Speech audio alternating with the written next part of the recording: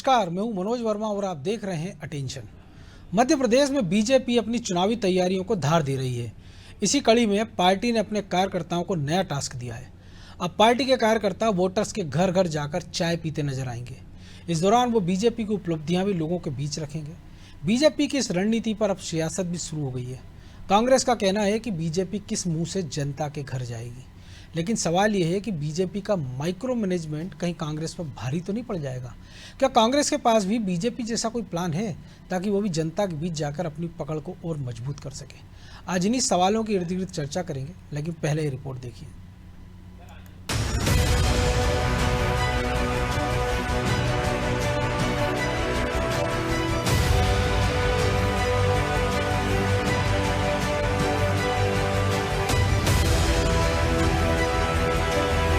BJP ने बनाया नया प्लान। चुनाव जीतने पर पूरा वोटर के घर चाय पीने जाएंगे कार्यकर्ता और होगी चुनावी चर्चा। बूथ मैनेजमेंट में माहिर बीजेपी ने अपने कार्यकर्ताओं को ऐसी जिम्मेदारी सौंपी है जिसके दम पर एक बार फिर भाजपा सत्ता में काबिज हो सके। बीजेपी ने नई रणनीति बनाते हुए पार्टी के हर कार्यकर्ता को 4 काम करने की जिम्मेदारी दी है। इन काम को पूरा करने के लिए 10 दिन की डेडलाइन होगी, लेकिन इन 4 कामों में सबसे अहम जो जिम्मेदारी है वो है वोटर्स के घर जाकर चाय पीने की। यानी अब बीजेपी कार्यकर्ता मतदाताओं के घर पर चाय पिएंगे और चाय पर चुनावी चर्चा करेंगे। अब चाय पर चर्चा का चुनावी मकसद भी किसी से छिपा नहीं है। चर्चा के दौरान बीजेपी सरकार की उपलब्धियां गिनाई जाएंगी तो कांग्रेस की नाकामी बताकर उसके खिलाफ माहौल भी तैयार किया जाएगा। यानी कुल मिलाकर बीजेपी माइक्रो मैनेजमेंट के जरिए जीत का ब्लूप्रिंट तैयार करने में जुटी है। भारतीय जनता पार्टी का संगठन सदैव कार्यकर्ताओं के लिए नित नई भूमिकाएं तय करता रहता है, जिसके माध्यम से वह संगठन के विस्तार एवं चुनावों में हमारी विजय सुनिश्चित करने के लिए लगातार प्रयासरत रहते हैं। उसी कड़ी में चूंकि मध्य प्रदेश में विधानसभा चुनाव है, कार्यकर्ताओं को अनेकों स्तर पर जिम्मेदारियां दी जा रही हैं, विभिन्न दायित्व दिए जा रहे हैं और भारतीय जनता पार्टी का संगठन पूरी मजबूती के साथ अपने डबल इंजन के विकास कार्यों को लेकर के एक बार पुनः मध्य प्रदेश में प्रचंड बहुमत की भारतीय जनता पार्टी की सरकार बनाने के लिए प्रयासरत है। मतदाताओं के घर बीजेपी कार्यकर्ताओं की चाय पर चुनावी चर्चा कांग्रेस को खटक रही है। जाहिर है कि कांग्रेस समझ रही है कि अगर बीजेपी अपनी इस रणनीति में कामयाब रही तो उनकी जीत की राह मुश्किल हो जाएगी और चुनाव में उसे नुकसान भी हो सकता है। लेकिन कांग्रेस ये खुले तौर पर मान ले ऐसा भी नहीं है, क्योंकि कांग्रेस का ये कहना है कि जनता मन बना चुकी है, इसलिए बीजेपी का ये दाव काम नहीं आने वाला। विकास यात्रा की फजीयत होने के बाद भारतीय जनता पार्टी के नेताओं ने नया एकत्र करना अपनाया। अब वो मतदाताओं के घर जाकर उन्हें रिझाने का प्रयास करेंगे। सबसे बड़ी बात है मतदाताओं के घर पे जाके उन्हें किस मुंह से मतदाताओं के घर जाओगे? इतने सालों तक मतदाताओं को याद नहीं आई, आखिर जाकर अपनी क्या उपलब्धियां गिनाओगे? कुछ उपलब्धियां हुई तो गिनाओगे। भारतीय जनता पार्टी के कार्यकर्ता जब मतदाताओं घर जाएंगे उन्हें मुंह की खाना पड़ेगी और मतदाताओं की खरी खोटी सुनना पड़ेगी। इस मानसिकता के साथ मतदाता घर जाए अगर ये सोच रहे हैं। कांग्रेस कॉन्फिडेंस तो दिख रही है, लेकिन राजनीतिक पंडितों का मानना है कि माइक्रो लेवल पर बीजेपी का मैनेजमेंट कांग्रेस से कई गुना बेहतर है। बीजेपी की जीत के पीछे उसके कार्यकर्ताओं की ही अहम भूमिका होती है। इसलिए इस बार भी बीजेपी ने सूझबूझ के साथ बीजेपी कार्यकर्ताओं को घर घर जाकर चाय पीने और लोगों से कनेक्टिविटी बढ़ाने का टास्क दिया है, ताकि ज्यादा से ज्यादा लोगों के बीच बीजेपी की सोच पहुंच सके। हालांकि अब कांग्रेस बीजेपी की इस रणनीति का जवाब कैसे देगी, ये तो बड़ा सवाल है ही। साथ ही वोटर्स के साथ चाय पर चर्चा का फायदा भाजपा को कितना मिलेगा, ये भी देखना होगा। ब्यूरो रिपोर्ट, अनादि टीवी।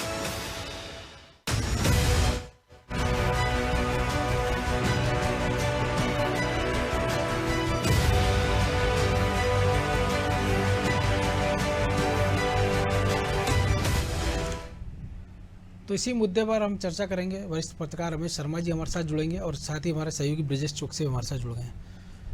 बहुत स्वागत है शर्मा जी आपका अनादि टीवी में। तो ब्रिजेश जी, चुनाव पे चर्चा और चाय पे चर्चा, और हमने इसका नतीजा देखा है 2014 के चुनाव में कि जब पूरे देश में प्रधानमंत्री उम्मीदवार नरेंद्र मोदी ने चाय पे चर्चा की थी और देश का फिजा बदल गई थी। लोगों से संवाद, उनके बीच क्या उनके मुद्दे हैं, क्या उनके मन में अपेक्षाएं हैं, क्या वो पार्टियों से चाहते हैं और क्या क्या होना चाहिए। और इसी का नतीजा था कि अच्छे दिन के वादे और तमाम सारी उपलब्धियों की बात बीजेपी ने की थी कि जब सरकार बनी थी ये सब करेंगे। और फिर अब मध्य प्रदेश में उसी आजमाए हुए फार्मूले को बीजेपी आजमाने जा रही है। देखिए मनोज जी, चर्चा से ही हमेशा लोकतंत्र में समाधान निकलता है। यदि आप चर्चा करेंगे तो आपसे जो नाराजगी होगी वो दूर होगी। चर्चा करेंगे तो आपको पता चलेगा कि जनता के मन में क्या है। चर्चा करेंगे आप तो उनके मन के साथ साथ अपने मन की भी बता सकते हैं कि क्या चाहते हैं या क्या करना चाहती है सरकार आपके लिए और क्या किया है। तो ये चर्चा एक माध्यम होता है लोगों से संपर्क में, और हम देखते हैं कि बीजेपी लगातार लोगों के बीच में संपर्क में रहती है, चर्चा करती रहती है, चाहे वो अलग अलग कार्यक्रमों के माध्यम से हो।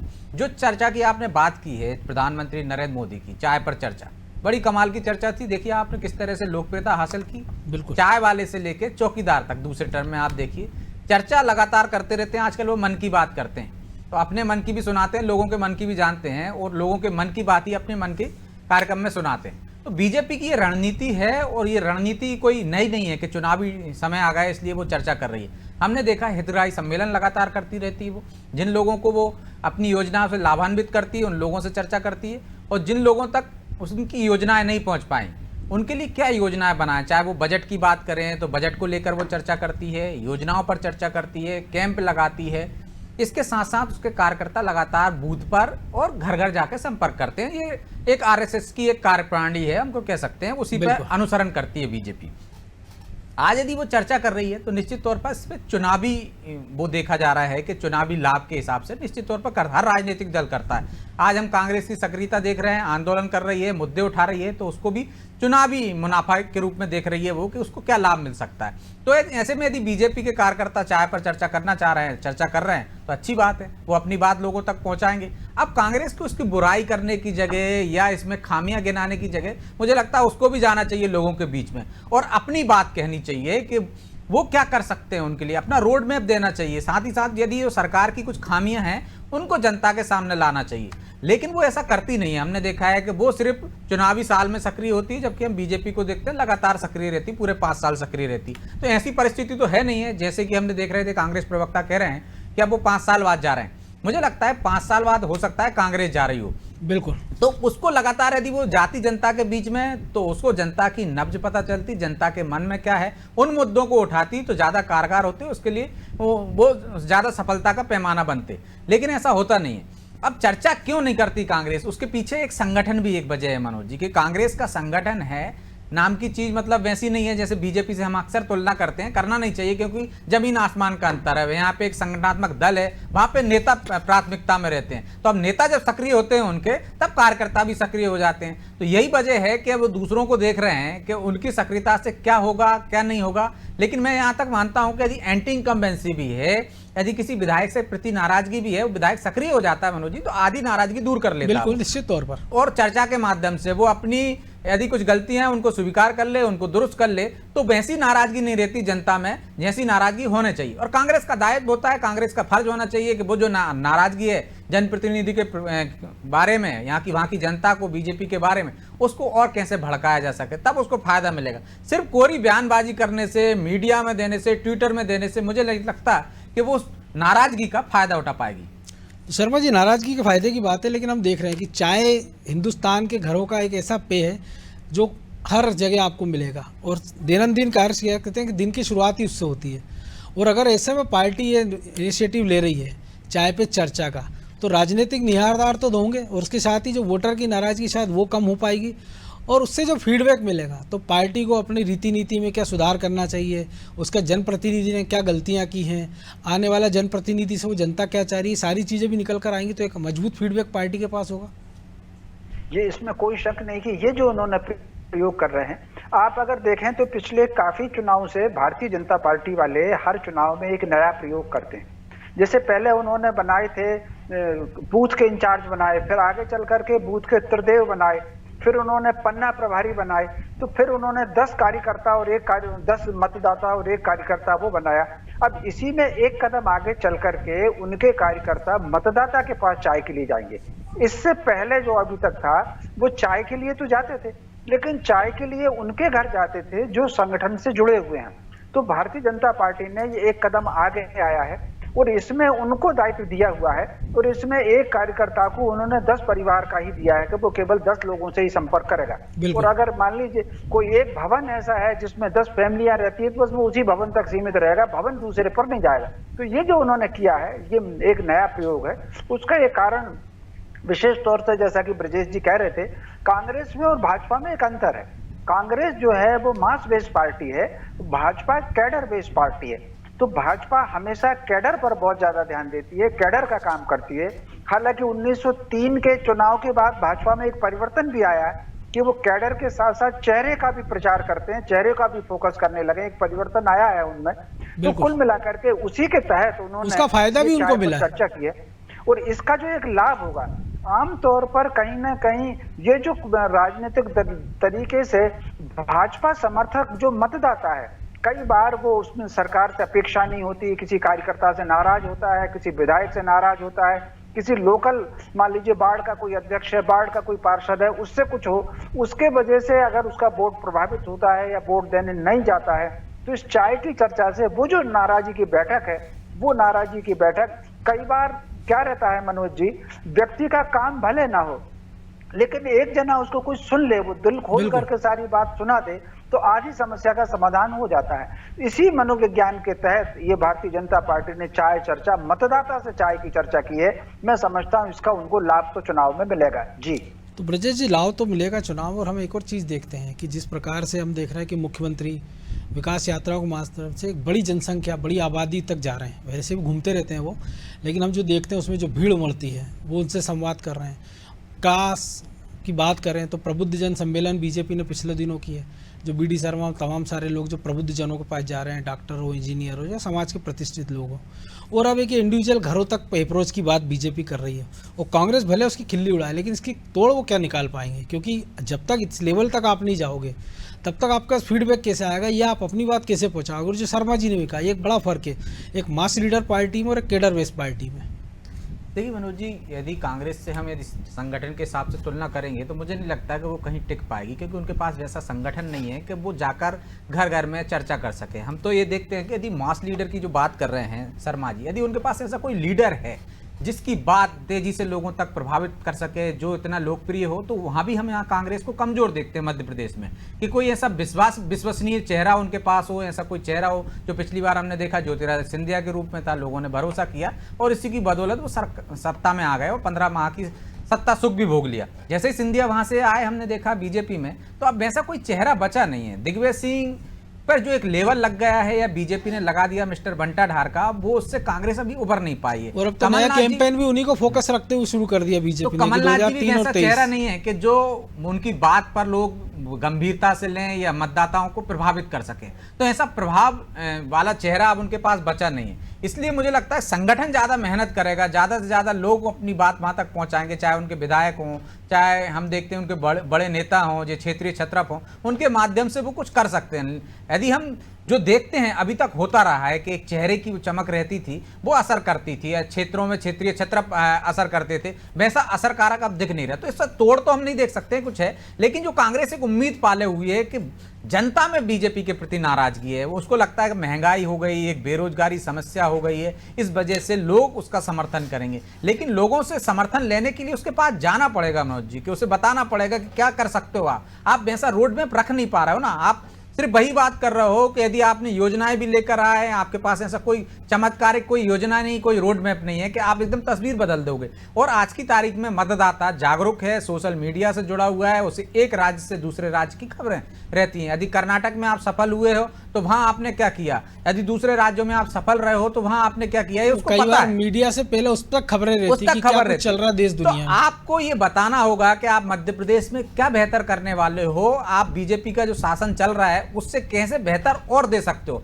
तो मुझे लगता है वहां पिछड़ती हुई दिख रही है। और दूसरे राज्यों की जो खबरें आ रही हैं वो मतदाता जान रहा है कि सिर्फ वादे किए जा रहे हैं, चुनावी लॉलीपॉप दिया जा रहा है, इससे ज्यादा कुछ होगा नहीं, और चुनाव के बाद परिस्थितियां और हो जाएंगी। जिस तरह से हमने 15 माह में देखा कि परिस्थितियों में कोई ज्यादा बड़ा बदलाव नहीं आया, ऐसे कोई चमत्कारिक काम नहीं हुए जैसे कि कमलनाथ से उम्मीद की जा रही थी। तो मुझे लगता है कि अब वो उम्मीद भी टूट चुकी है, तो अब कांग्रेस को सिर्फ जमीनी स्तर पर मेहनत करना पड़ेगी, एक रोड में पैसा देना पड़ेगा जिसकी वजह से लोग उस पर भरोसा कर सके। सिर्फ वचन पत्र, घोषणा पत्र से, सिर्फ वादों से अब उन पर भरोसा नहीं हो सकता, क्योंकि 2018 में आपने वादा किया था कर्ज माफी का, ठीक है, आपने आधा उसको पूरा किया, आपने बेरोजगारी भत्ते का वादा किया था, आपने बहुत सारे ऐसे वादे किए थे जो लोक लुभावन थे, जिनके चक्कर में आके हो सकता है एक कुछ अंश तक मतदाता प्रभावित हुआ हो, जिससे आप सत्ता में आ गए। लेकिन वैसी एंटी इनकम्बेंसी 2018 में भी नहीं थी, और उसके बाद से देखिए बीजेपी ने सबक लिया और उस अनुसार वो काम कर रही है। चाहे आदिवासी क्षेत्रों में नुकसान हुआ तो उन्होंने वहां पे फोकस किया, सभी वर्गों को साधने की जतन कर रही है।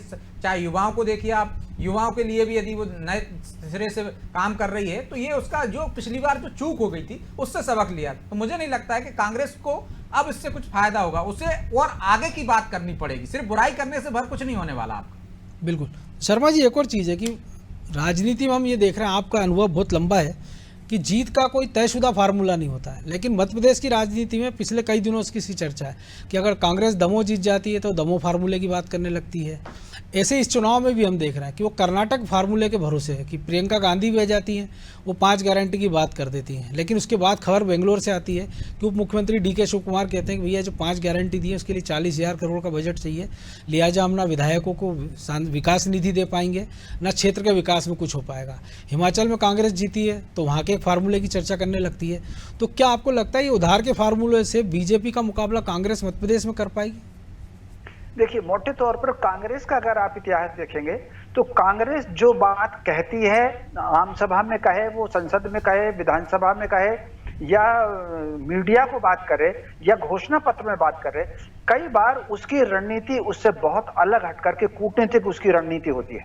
ये कांग्रेस जिस लाइन पर काम करती है उसका वो कभी प्रचार नहीं करती, वो खास तौर से भीड़ को प्रभावित करने की उसकी कोशिश होती है।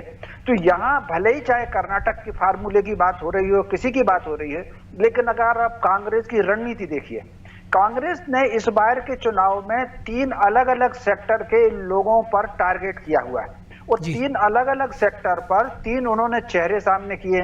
अब थोड़ी देर के लिए कमलनाथ जी ने पहले बागेश्वर धाम की कथा कराई, अब वो प्रदीप मिश्रा की कथा करा रहे हैं, और अब वो हिंदू राष्ट्र की भी बात कर रहे हैं। तो कुल मिलाकर के जो कहीं ना कहीं बहुत सांस्कृतिक वोट था, जो हिंदुत्व के समर्थक वोट था, वो वोट जो कांग्रेस से टूटा है, उसके लिए कमलनाथ का एक चेहरा होगा, और इस लाइन पर कमलनाथ पूरे चुनाव में केंद्रित करेंगे। दूसरा चेहरा जो लेकर के आएंगे वो गोविंद सिंह के रूप में, दिग्विजय सिंह के रूप में, ये वो चेहरा होगा जो सेकुलर वोट को खास तौर से जाएगा और विशेषकर माइनॉरिटी के लिए लेकर के जाएगा।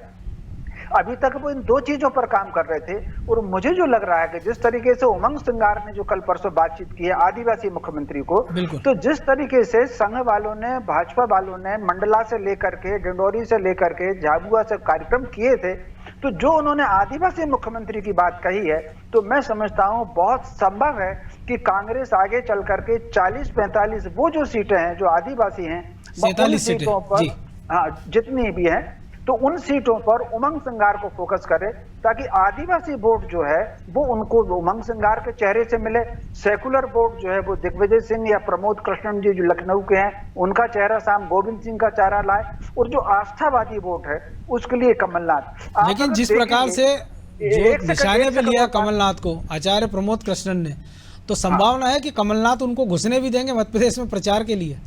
नहीं, बिल्कुल घुसने देंगे। अगर वो आएंगे तो ये पार्टी की, मुझे इसमें रणनीति लग रही है, जो मान करके चलिए कि जो सीटें सेकुलर वोट वाली सीटें होंगी, माइनॉरिटी वाली सीट होंगी, वहां प्रमोद कृष्णन की सभा होगी। जहां आस्थावादी सीटें हैं वहां प्रमोद कृष्णन नहीं आएंगे। ये आप अगर शुरू से देखें, रणनीति देखें, तो गांधी जी ने राम राज की कल्पना जरूर की थी, लेकिन अगर आप देखिए 1946 का जो सिस्टम आया है कांग्रेस का, उसमें राम की बिल्कुल बात नहीं है। पूरे प्रचार में वंदे मातरम की बात होती रही। 1942 ये जो हम जिन दिनों में बात कर रहे हैं, इन दिनों गोलियां चली हैं पूरे देश भर में, भारत छोड़ो आंदोलन की शुरुआत हुई थी देश भर, वो वंदे मातरम के नारे के साथ गोलियां चली, लेकिन वंदे मातरम को उन्होंने साथ नहीं लिया था। तो कुल मिलाकर के कांग्रेस कई बार कहती कुछ है और उसके मन में अलग बात होती है। एक बात कहकर के मैं अपनी बात को आज इस समय विराम दूंगा। आप अगर देखिए, अगर अंग्रेजों ने कहा था कि आप सर्वदलीय मंत्रिमंडल बनाइए, तो सितंबर 1946 नेहरू जी ने एक मंत्रिमंडल बनाया और उसमें केवल मुस्लिम लीग के सदस्यों को लिया था, 3 या 4, जिसमें लियाकत अली भी नेहरू जी की मिनिस्ट्री में थे, जो पाकिस्तान के पहले प्रधानमंत्री बने। हिंदू महासभा को नहीं लिया था, उस समय गांधी जी की कोई हत्या नहीं हुई थी। तो कुल मिलाकर के कांग्रेस कई वक्त कहती कुछ है और करती कुछ है। तो मुझे जो लग रहा है, मैं मूल बात पर आता हूं, आदिवासी सेक्टर के लिए वो अलग चेहरा रखेंगे, सेकुलर वोट के लिए एक चेहरा अलग होगा, और जो आस्थावादी वोट है उसके लिए चेहरा अलग होगा। कांग्रेस अब इस रणनीति पर 2023 में काम करेगी। लेकिन शर्मा जी, एक छोटी सी कमेंट और चाहिए आपसे। पिछली बार भी हमने देखा कांग्रेस ने इस रणनीति पर काम किया था और 2 उप मुख्यमंत्री का ऐलान किया था। उसका असर आपको लगता है कि पिछली बार हुआ था जो इस बार असर होगा? क्योंकि चरण चौधरी चुनाव हार गए थे। मतदाता जागरूक हो गया है, उसको मालूम है कि एक राज्य में यदि आप दूसरी भाषा बोल रहे हो, दूसरे राज्य में दूसरी बोल रहे हो, तो वो समझ जाता है कि आपका वक्तव्य क्या है। देखिए, निश्चित रूप से इसका थोड़ा बहुत प्रसार पड़ेगा, लेकिन भारत में खास तौर से सनातन समाज में भूलने की बहुत आदत है। पिछली वक्त क्या वादा किया था लोग भूल जाते हैं, और भूल करके नए शोर में जो कहा था कभी मार्क्स ने कि जब आप स्पष्ट ना हो तो इतनी धुंध फैला दीजिए कि कोई दिशा ना दिखे। इस चुनाव प्रचार में इतनी धुंध फैलेगी आरोप की, प्रत्यारोप की, जिसमें आपको पुरानी एक भी बात स्मरण नहीं होगी, ताजी ताजी बात पर वोट पड़ेंगे, आप देख लीजिएगा। बिल्कुल। चलिए, अब राजनीति की धुन जब फैलेगी, लेकिन अभी घड़ी के कांटे हमको साफ साफ दिखाई दे रहे हैं। इसको देखते हमको चर्चा को विराम देना होगा। बहुत धन्यवाद शर्मा जी। तो निश्चित तौर पर बीजेपी ने प्लान तो मेगा बनाया है, और चाय पर चर्चा, हमने इसके नतीजे भी देखे कि केंद्र में जिस प्रकार एक चाय बेचने वाले प्रधानमंत्री नरेंद्र मोदी की ताजपोशी हुई थी, और देर से ही सही बीजेपी फिर इस फार्मूले की ओर लौटी है। लेकिन ये कितना कारगर साबित होगा इसके लिए थोड़ा इंतजार करना पड़ेगा, क्योंकि जो शर्मा जी ने भी कहा कि जनता की याददाश्त है वो कमज़ोर होती है, लेकिन सोशल मीडिया के इस ज़माने में उस याददाश्त को बार बार ताज़ा करने के कई सारे तरीके हैं, कई सारे उपक्रम भी हैं, और ना कोई राजनीतिक दल इसको याद दिलाने में पीछे हटता है, ना सोशल मीडिया के महारथी। तो अटेंशन में फिलहाल इतना ही। मुझे दीजिए इजाज़त, और आप देखते रहिए अनादि टीवी। नमस्कार।